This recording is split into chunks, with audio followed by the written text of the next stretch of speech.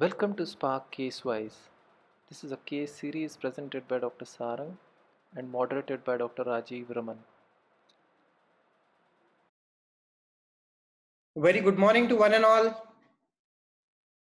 Good morning. Good morning. Good morning, sir. Good morning, Good sir. morning, sir. Good morning. Morning. I'm Dr. Prabhat Nangia. Hi. I welcome everyone to the Spark Casewise. The idea of this program is to use the cases to light the spark of an interesting discussion. And I welcome Dr. Sarang Lambert, Consultant Vitreoretinal Services, Suraja Institute, Nagpur, the speaker for the day. Dr. Rajiv Raman, Senior Consultant Vitreoretinal Services, Shankar Nitrale, Chennai, the moderator for the day. And Dr. Vinay Nangia, Director, Suraja Institute, Nagpur. So the format of the meeting will be such that we will be going ahead with a half an hour case presentation where Dr. Sarang will present multiple cases, during which time I would request everybody to keep their mics on mute. And once we finish the presentation, we will go ahead with discussion for which we have kept ample spare time. So Dr. Sarang, should we go ahead with the presentation? Yeah, I think we can start. We are bang on time. All right. Yes. So let's start then. So, a very good Sunday morning to everyone.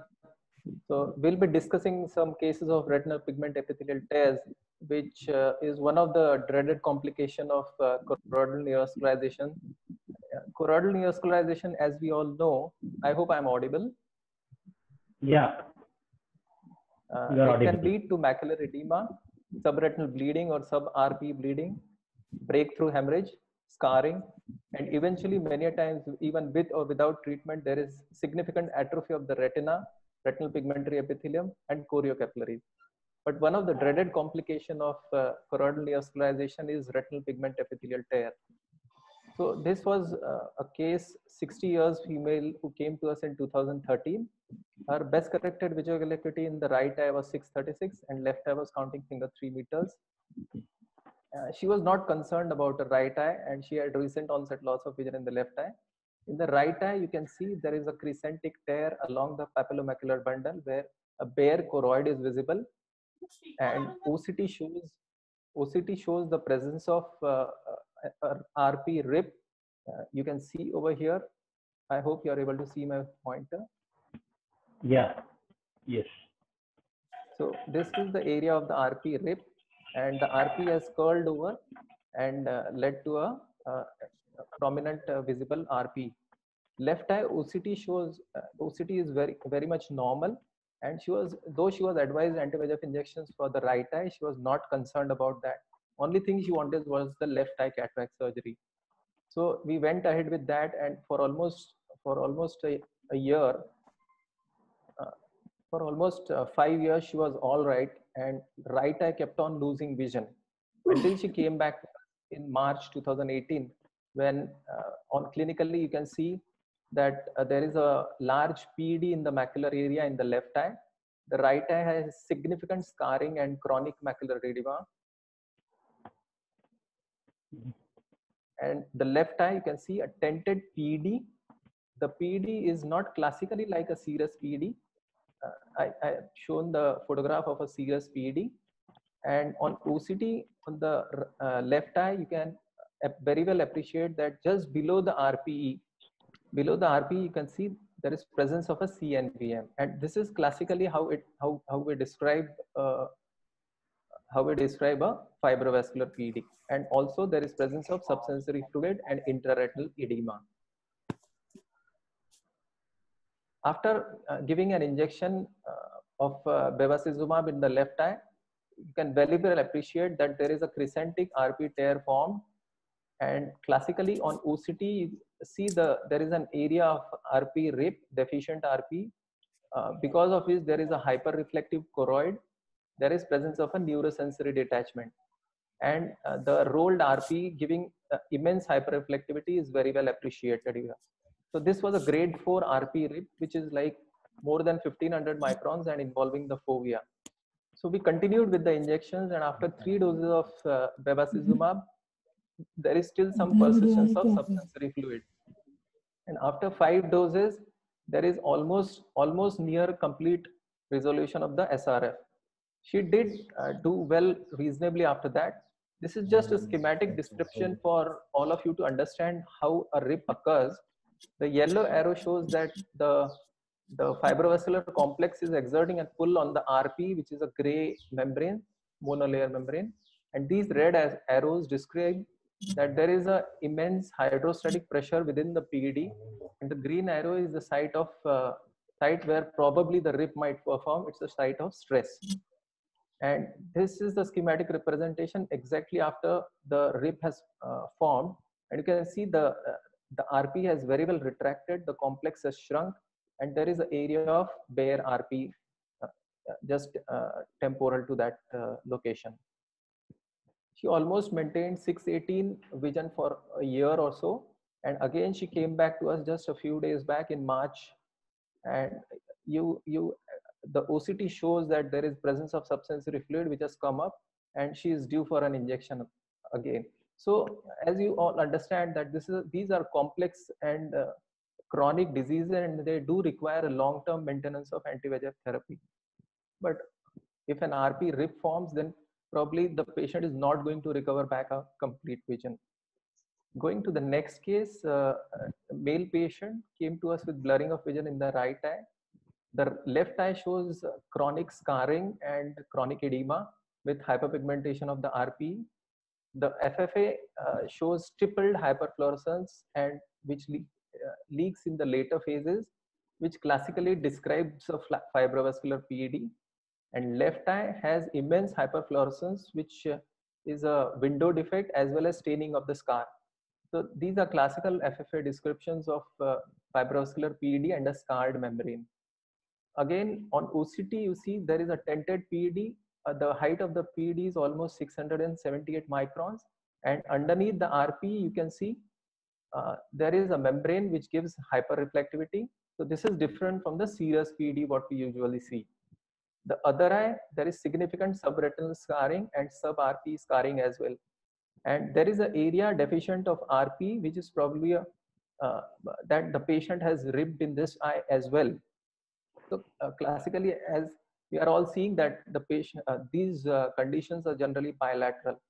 So giving that word of caution to the patient that probably he might develop a rip in this eye as well, we continued with the anti-VEGF injections, and he was safe altogether for initial 2 doses. You see that the OCT shows a reduction in height of the PED, and eventually after the 3rd dose, the patient did develop a rip. Clinically, also you can appreciate the presence of an RP rip with the bare area of RP just below the fovea. This is again a schematic description of what's happening underneath the RPE. There is a fibrovascular complex which after giving an injection contracts rapidly, and there is a hydrostatic pressure which exerts an outward force. So there is an area of shear which is pointed by the green arrow, and this area eventually later on develops a rip. So there is I could make up a good schematic representation which was adopted from Saraf and Spade group publication which was done in AJO. Another case, 76 years male patient who came to us with blurring of left eye vision since 2 months. The right eye shows significant scarring and lot of RP atrophic areas surrounding the scar. So probably this eye also developed a rip before, and the OCT also shows some features suggestive that probably he did have a rip in this eye as well. And he had a profound vision loss in this eye, counting finger 1 meter vision, and left eye had 618 vision.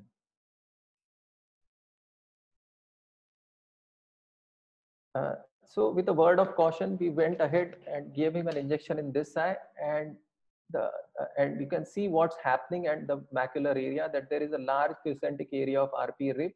So this is a grade 3 rip because the dimensions are almost more than 1500 microns, but it's not involving the fovea. The OCT gives us a very nice description of an RP rip. You can see there is a rolled up RPE. The height of the PED is labeled over there. There is hyperreflectivity of the choroid. You can compare this area with this area, and in addition to it, there is presence of a neurosensory detachment. So these three things are the classical descriptions of a RP tear in cases of neovascular AMD. So we continued with the injections. One additional phenomenon we noted in these cases is probably there was some unrolling of the RPE, which has been described in certain small case reports. And this is a repair mechanism which happens whenever the RPE is healing. And also the photograph shows that there is a decrease in the width of the RP tear. The patient did maintain 612 vision, and he did it almost for 3 months or so, and eventually he was reasonably stable until he came back to us again in December 2019. And at that point in time, what we saw that there is another rip has occurred which was exactly opposite to the previous rip. And COSITY picks up very well, and it helps us in understanding what's going on underneath the retina.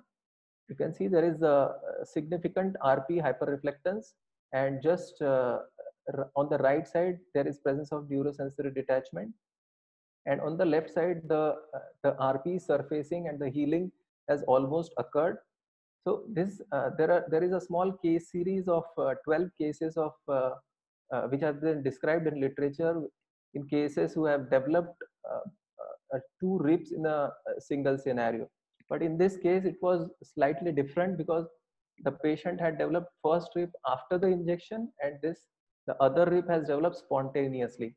So we had to continue with the injections, and we did so. Eventually, the SRF absorbed. This is a schematic description of how the rip must have occurred. This is an RP monolayer. There is a tractional force from the membrane which is towards a centripetal fashion, and there is a hydrostatic force which is depicted in the red arrow, and these are the two green arrows which represent the area of stress where the RP is under stress. And whenever there is contraction, an ununiform contraction, one area develops a rip, and eventually due to other area also develops contraction, there can be a rip on the other side as well.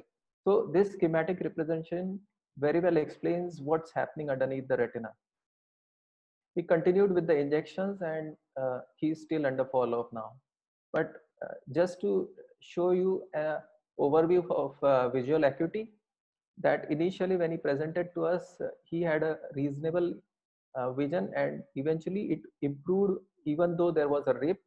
But after the second rip, he really started losing vision, and eventually in March 2020, he's almost like 624 vision.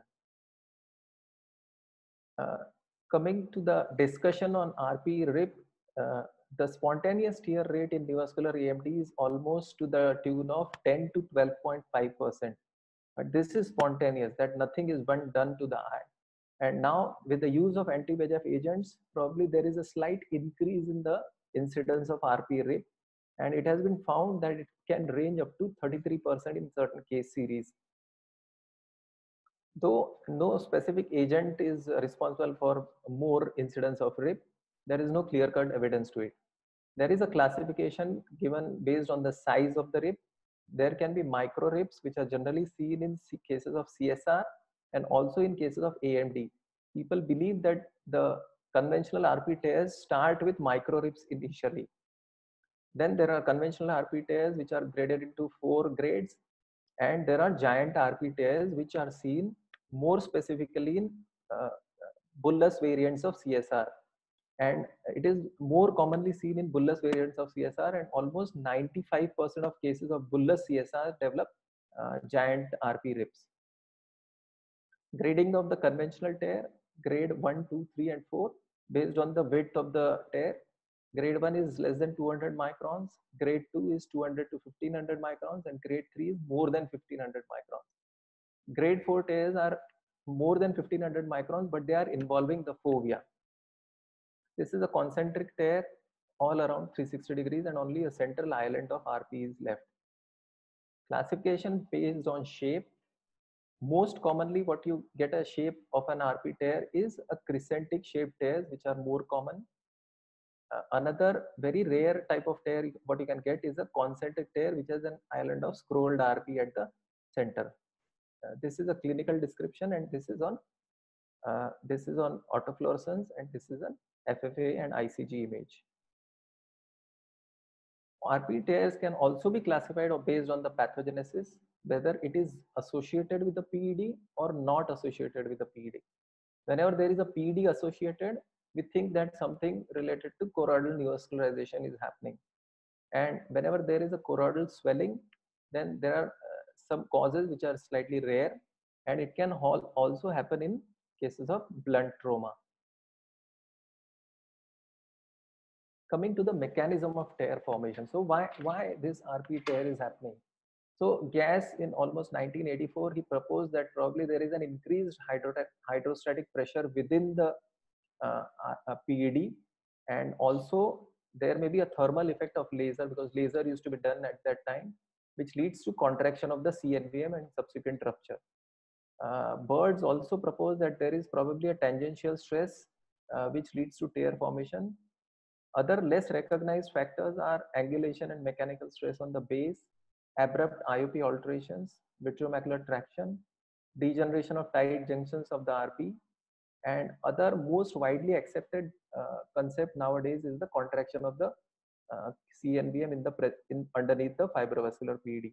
So this is an illustration by the Rick Spade and Nagel and colleagues, where you can see the RP monolayer and just beneath that there is a neovascular complex which exerts traction, and the hydrostatic pressure exerts an outward traction. So the area of shear develops a rip.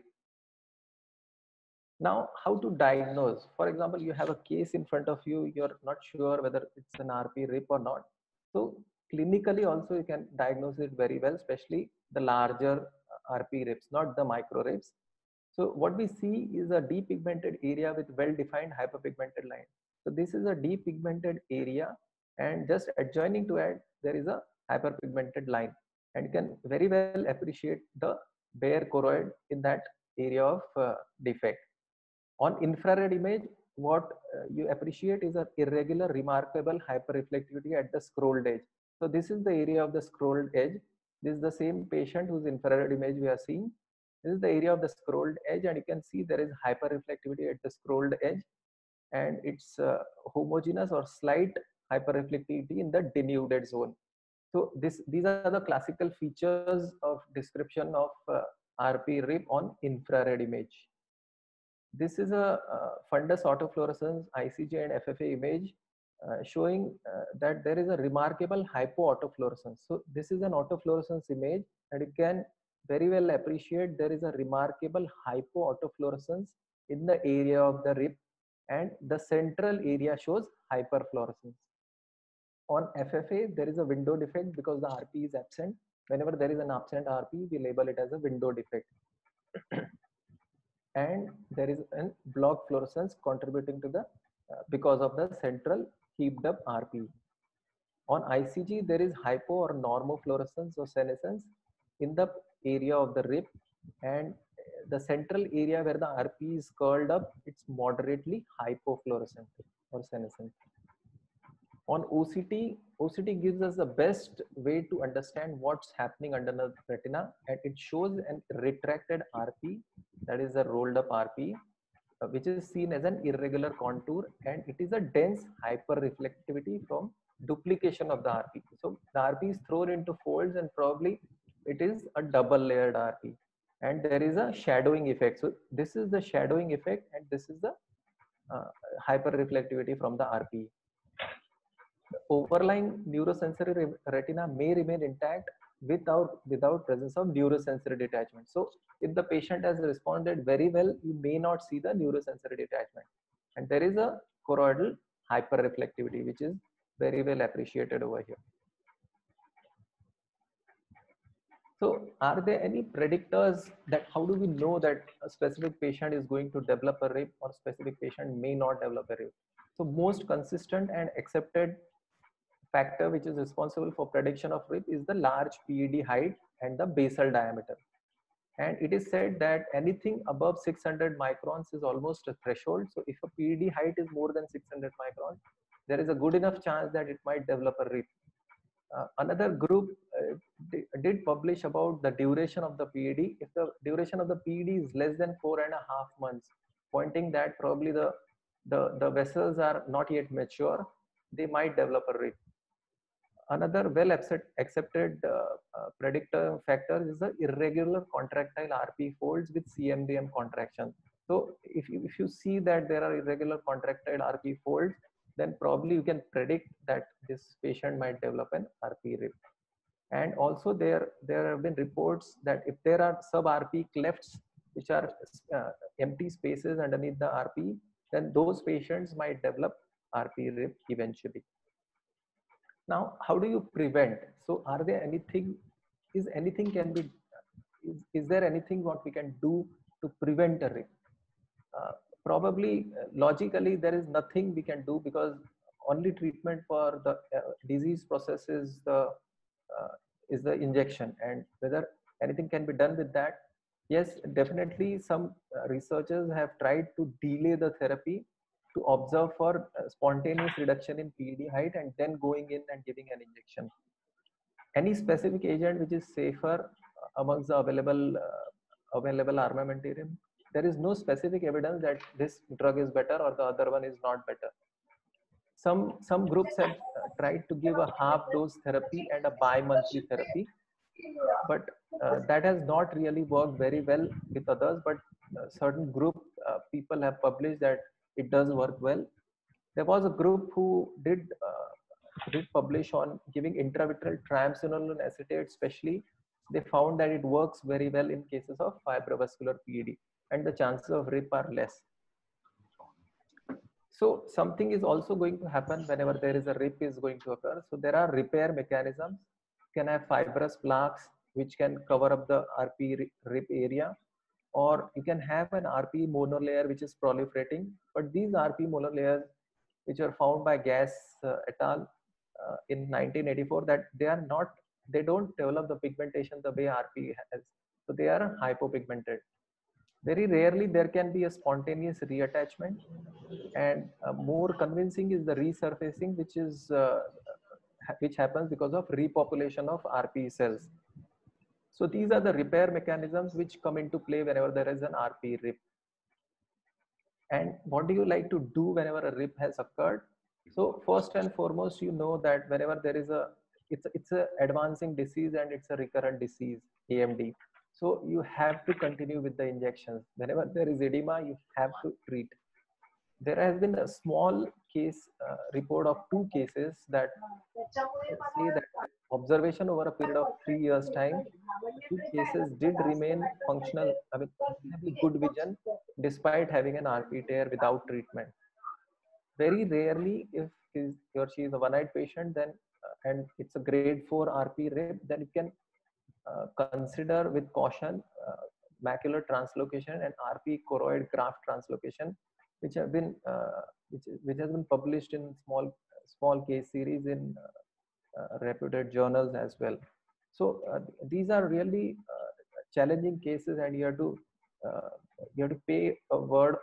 tell a word of caution to the patient and accordingly manage those cases. Whenever the neovascular process is fresh, it has immature vessels within, and immature vessels are more susceptible to anti-VEGF injections. And many times the response is so dramatic that it may induce fibrovascular contraction.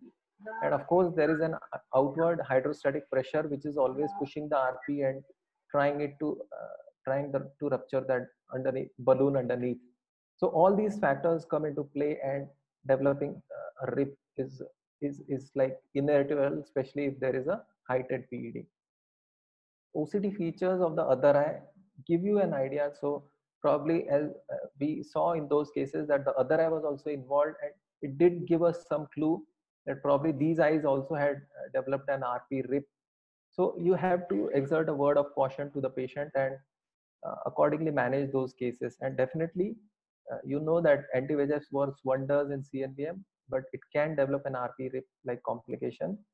And especially patients with large PED should have a careful follow-up, and they should be cautioned that something weird might occur in their eye, especially an RP rip, and the chances of visual improvement are not that much, but the chance of stabilization of vision is going to be a beneficial effect because of anti-VEGF injections. and you have to continue treating the patients whether the edema is going to come up again. Thank you very much. First of all, I would like to congratulate Dr. Vinay and Prabhat. Really a good meeting, and that's what is the future. Nearly 100 people attending this meeting. So congratulations and for pioneering this type of a meeting now. Thank you, sir. Thank you.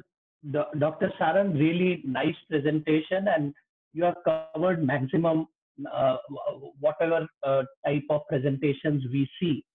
See, the gist is that wherever you have a PED,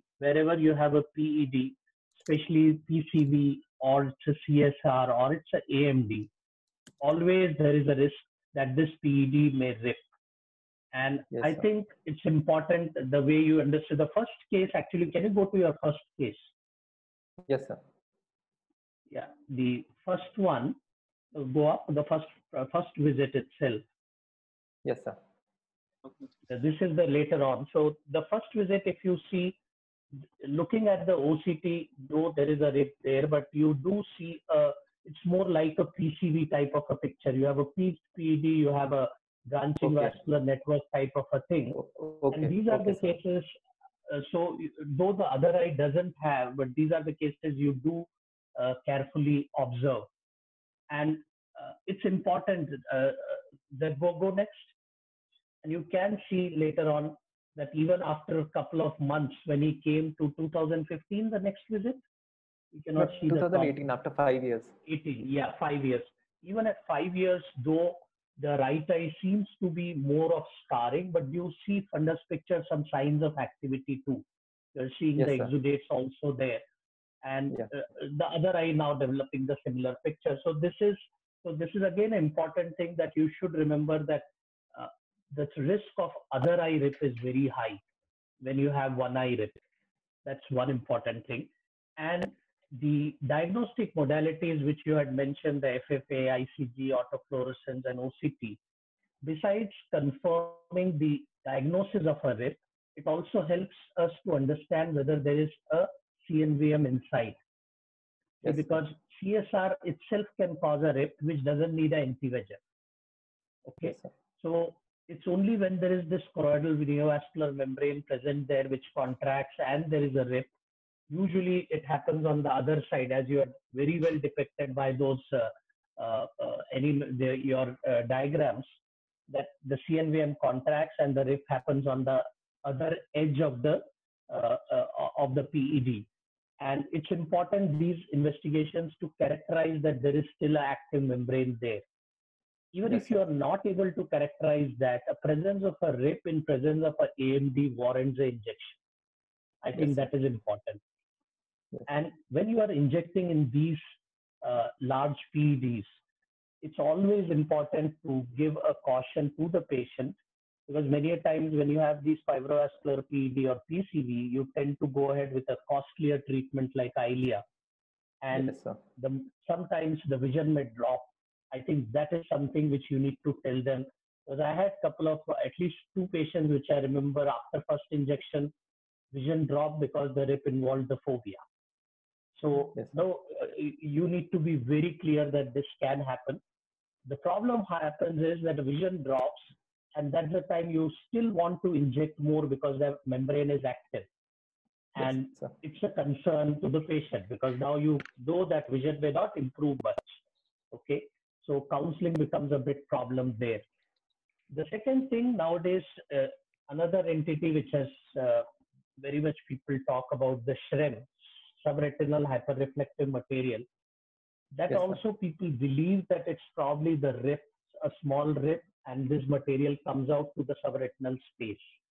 So so people have now know many times. So the presence of a SHREM on the first visit, it's again not a sign of activity. But if a patient is on a follow-up and you're treating it and SHREM appears, that is still that there is a, so you thought that, so when this remodeling happens, the fibrosis happens, it goes towards the fibroglial type of so recently, if you all know, there is a report that there can be 2 types of fibrosis, a fibroglial fibrosis or a fibroadenomatous atrophic type of a fibrosis of a CNVM.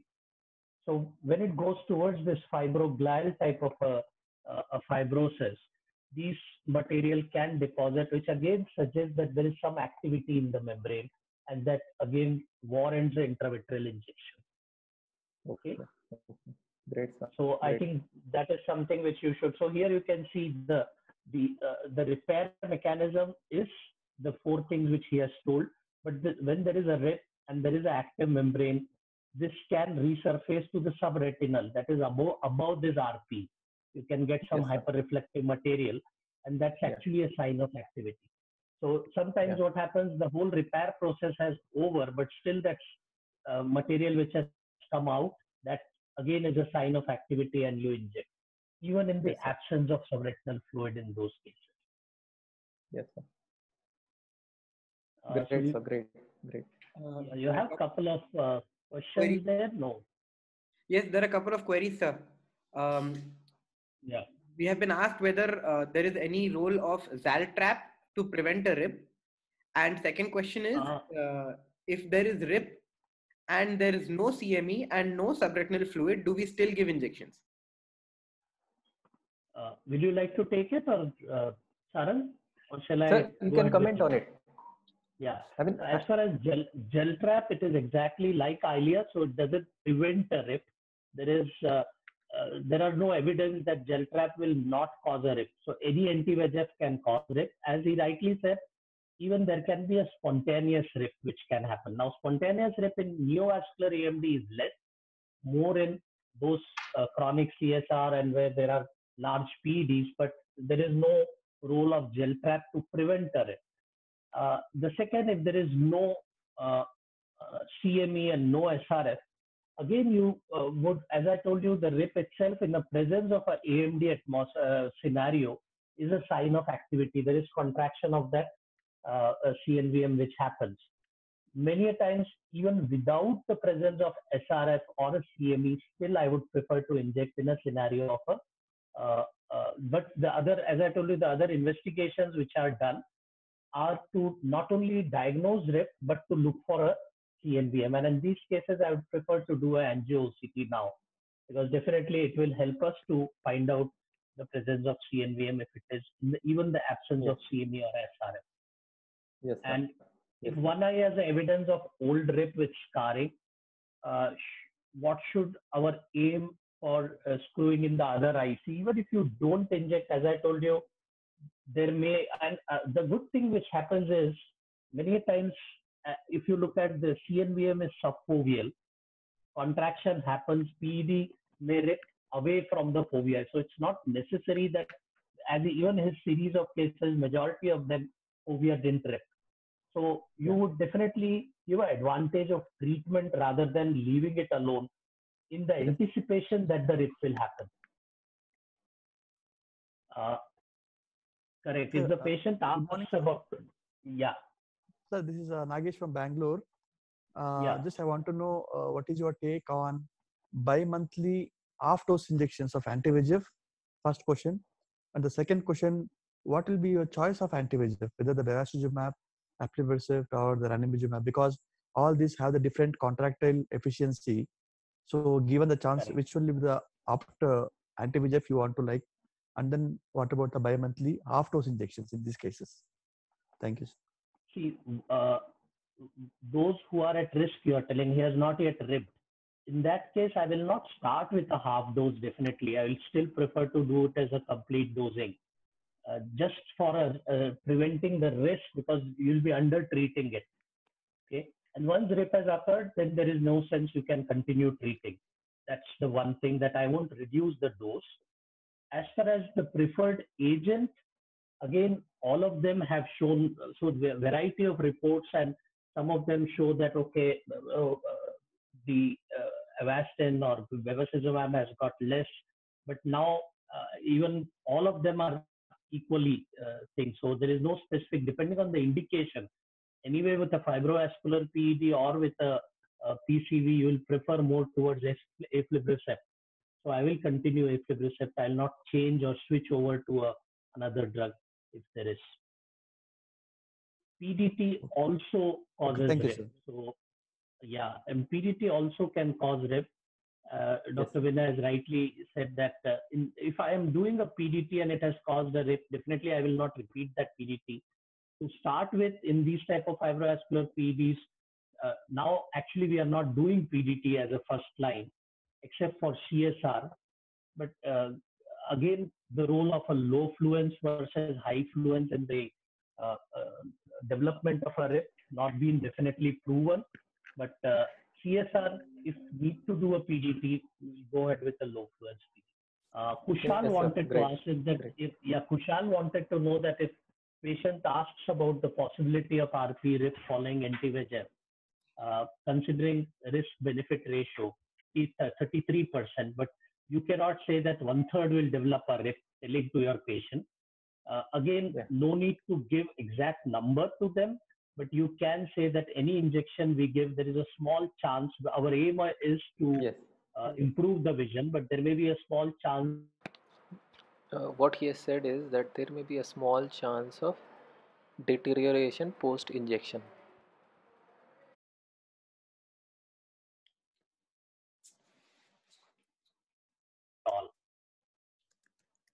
I think those are some, these are the twisting of the words you have to use, but you need to explain them this factor. Yes, sir.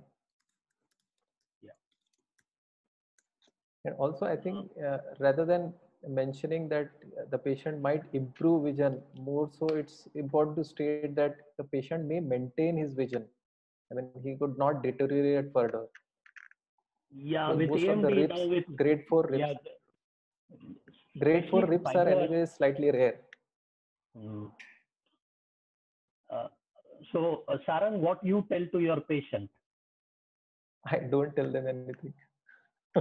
No, especially when you are dealing with these large fibrovascular PEDs and PCV large PEDs, it's always better to caution them a bit. Yeah. See, we really don't know, though you have mentioned some of the risk factor, and one uniform is a large PED. So, those patients, definitely you should tell them. And any role of PDT combined with anti-VEGF, yes, persistent polyp, again, with or without RP RIP, there is a role of a combination. It's not like anti-VEGF alone is the treatment. Yeah, so with RP RIP also the same thing holds true.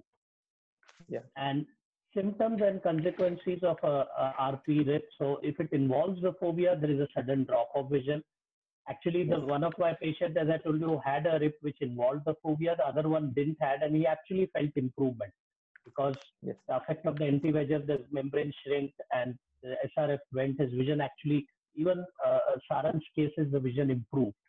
So many times they may not understand this, and when there is a RIP, you actually get their relative scotoma.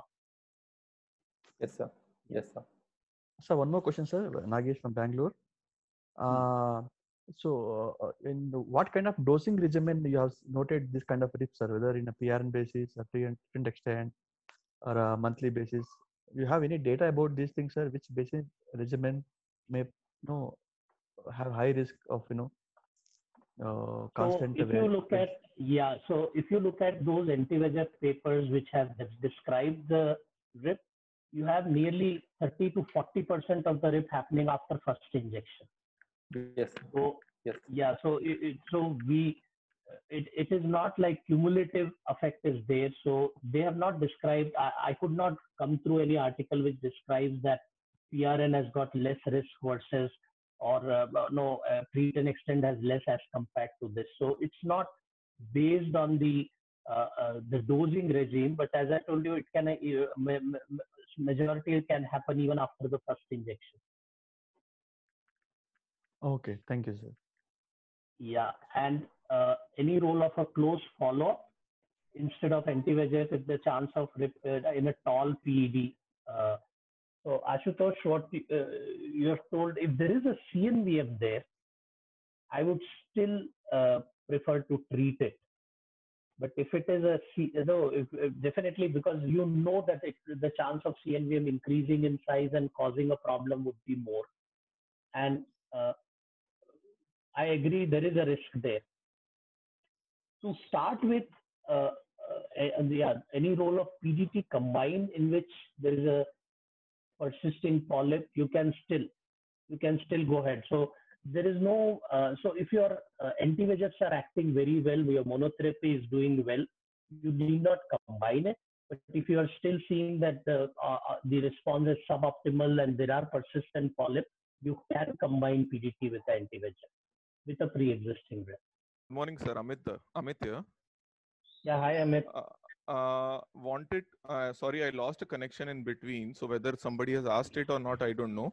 Whether only PDT could be a treatment of choice in a patient who has already had a RIP in other eye, and here also the risk factor is high.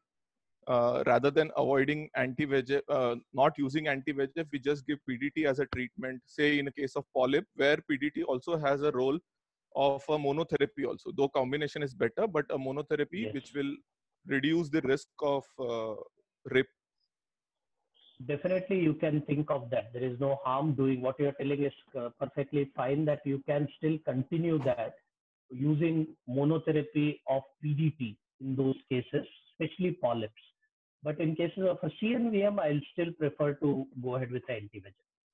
Role of triamcinolone in these cases, I'm not very sure that how that will be beneficial, because it will not address the primary pathology, the neovascularization.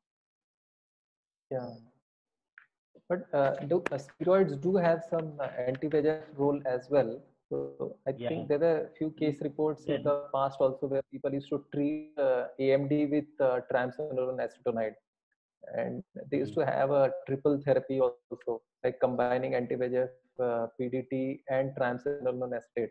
So probably people are trying to do something good for the patient whenever they see a tented PED, and they do have that thing in mind that probably the patient might RIP.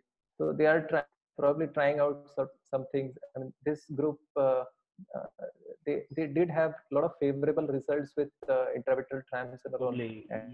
So if you look at this group, no, it is mainly serous pigment epithelial detachment with AMD. They don't talk about CNVM there as a third reference. Possible treatment approach. So again, in the presence of CNVM, though triamcinolone has an anti-VEGF property, I will still prefer to go with anti-VEGF rather than triamcinolone. And if there is no CNVM, you need not treat actually. That is the important thing. And also this bi-monthly half-dose ranibizumab in large PEDs and RAP regions. So what they postulate that probably half-dose may act slower and it won't be a drastic thing and a rapid response. And why not divide it into a bi-monthly thing or something like that? So probably people are trying out to like do something good to the patient. Something may work in a certain racial groups or a certain population, and it may not be true in other population groups. Probably that may be the case. So, so as a rule, I mean, you are not combining any anti-VEGF agents or switching to any combining between. Yeah, no need to switch actually, and a combining of anti-VEGF again has no role. So no need to combine anti-VEGF. You can continue with the same agent. The only reason sometimes you switch is more because of economical reasons. So you don't want to switch just for the presence of the RIP. Yes, sir. TTT, again, it is a gone era, but definitely TTT also can be one of the, at one time TTT was seen, and surprisingly not many RIPs have been reported by use of TTT in CNVMs. So we had reported from the initial case series, and I'm not very much sure, but I don't remember any case we reported of RIP there, but theoretically it can happen with TTT also. Yes, sir. I could find some references on TTT as well. Who developed RIP in the because the mechanism is the contraction of the CNVM and the PED, the hydrostatic force. So it can happen with any of the treatment modalities. Yeah, yeah. And also it can happen with a classical CNV as well, but the incidence is quite less. And it's almost like 18 times or 20 times higher in fibrovascular PEDs than a classical CNV. There was a very nice publication from one group. So what they said that even a classical CNV can rip, but the chances are very, very rare. Any role of confocal SLO for predicting the rip? Have you gone through this? There are those infoldings and non-OCT also, yes, as yes. we rightly said, that if you see all those things, and even the on ENFAS image, if you are seeing the corrugations or irregular contractile folds, irregular contractile folds, they are actually the sign of a prediction of a rip. Yes, yes. I think these two researchers have done really good work. One is Dr. Spade and the other one is David Saraf. I think they have more number of publications related to the RP rips and analyzing on the basis of OCT. They have devised that model, what we discussed, and I tried to reduplicate that model for schematic descriptions of the PEDs, because many times only on the basis of OCT, it's very hard to diagnose what's happening, especially for the general ophthalmologist. And those schematic descriptions give you a very nice idea what's happening underneath the RP. Yes. So I could reduplicate those. Saili wanted to ask about once PDT or anti-VEGF has caused a rip in case of a persistent polyp, how should we proceed? So if you go through this month, there is a very beautiful article in Retina from, I think it is a Hong Kong group, where they have nearly about 400 patients of ECV, and they described how they manage the rip cases in them. And their thing is continue the anti-VEGF. That's what they have done. Yeah. So you should proceed with, that's what the current literature, and even we do it. We continue treating them. Any role of biosimilar of aflibercept as of economy is concerned, because poor prognosis in many injections?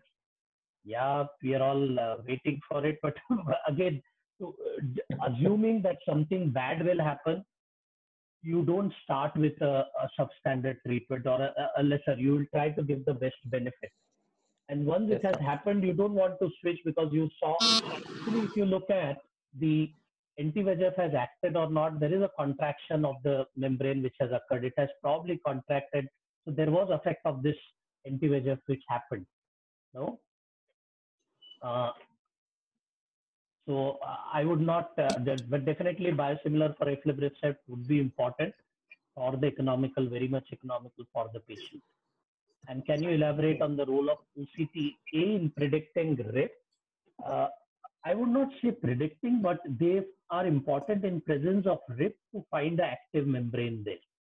If there is a rip, because a lot of those hyperreflective things are there, and you are not very sure whether still there is that active membrane, and the signs of activity may be less subretinal fluid or intraretinal fluid. So in those cases, sometimes OCTA will help us to identify that membrane. But I'm not very sure that whether we can predict. I have not come through any article which suggests that we can predict the rip from OCTA.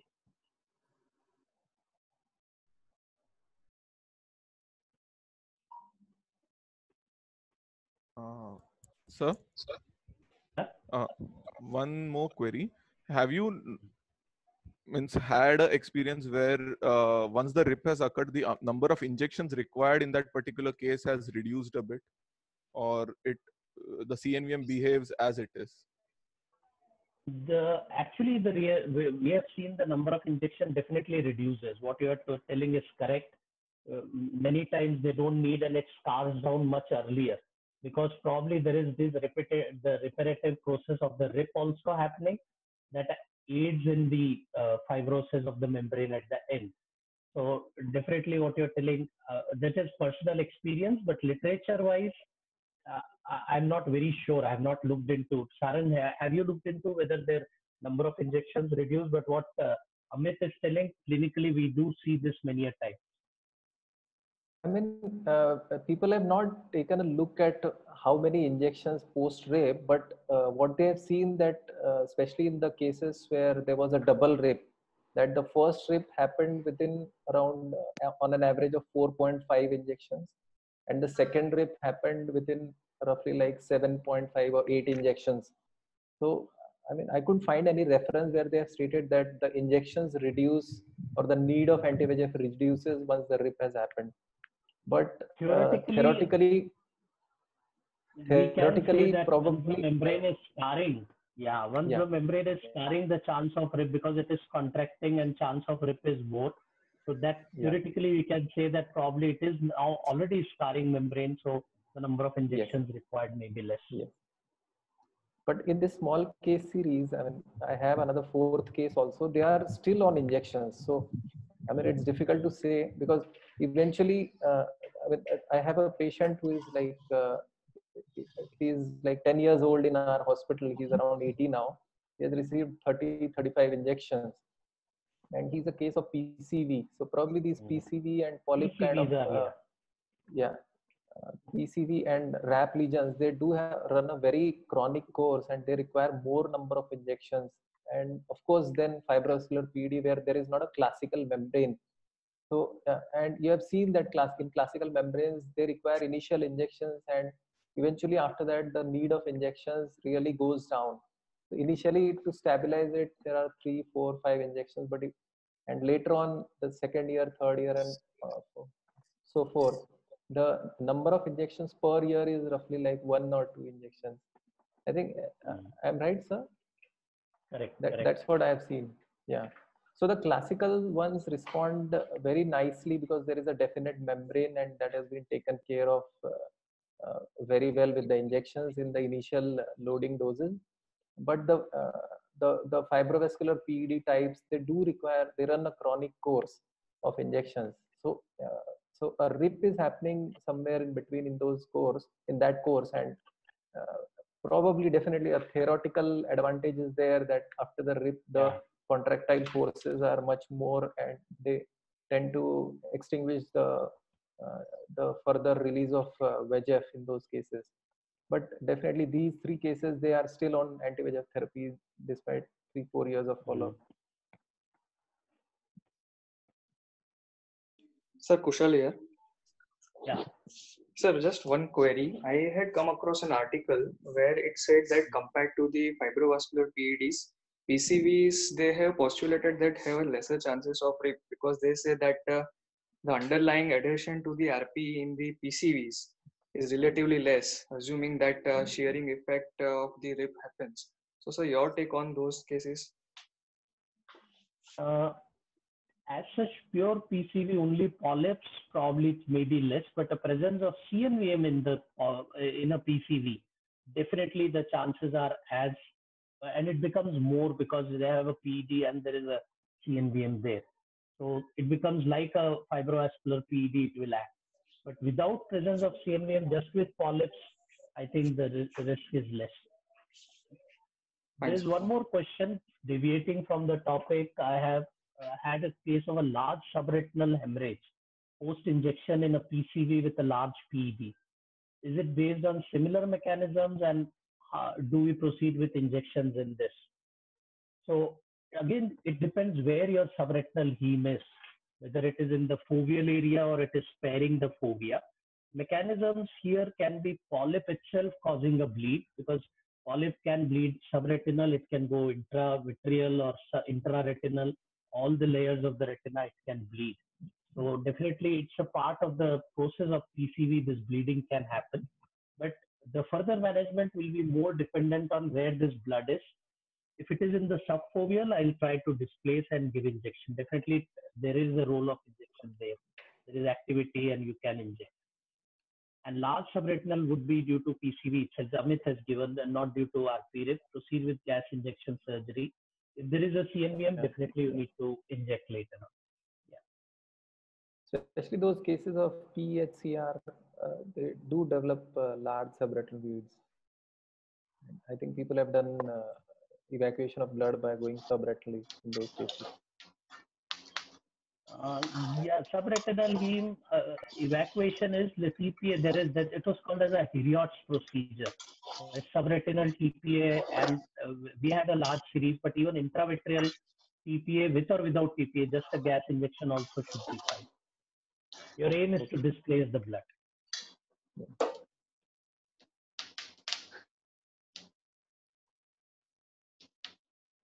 The only thing there it is, it's a fresh bleed. You should, the window period of about 8 to 10 days. Though we displace it, even after that, we tend to displace, but you get best results if it is in 8 to 10 days. Yes.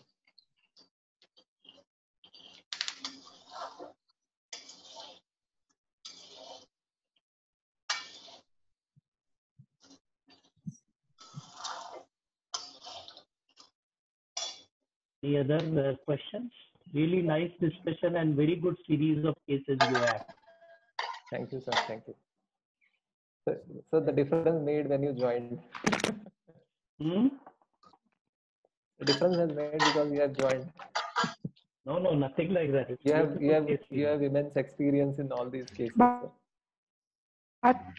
my sorry. So Dr. Sarang and Dr. Rajiv, I think there's one last query we can take from Dr. Saili Gavaskar regarding the PCV case. Yeah. We can take that as the last query. Okay. In continuity with Dr. Adi's question, in pure PCV cases with persistent polyp, how long should we continue anti-VEGF even after subretinal intraretinal hemorrhage has resolved? So if there is no CNVM there and there are these only polyps remaining and everything is clean now, you can have a close watch. You will not continue injecting it. No? These are the cases where there is a role of PDT. So PDT or a combination therapy definitely helps to close these polyps. And even if it is not there, you cannot continue injecting them. You can have a close watch on them. Okay. Thank you so much, Rajiv Raman sir. It's always a pleasure having you in person or virtually. And Dr. Sarang, of course, wonderful collection of cases. And we had 100 participants at one point. So there was a lot of active interaction as well. So I think speaking on behalf of all non-retina people also, I think I can say that I learned a lot. Thank you so much. Thank you so much for everyone for such active participation. Thank you. Thank you so much for joining. Bye. Thank you, everyone. And stay safe. Stay safe. Stay safe. Thank you all. Thank you. Yeah. Bye. Bye.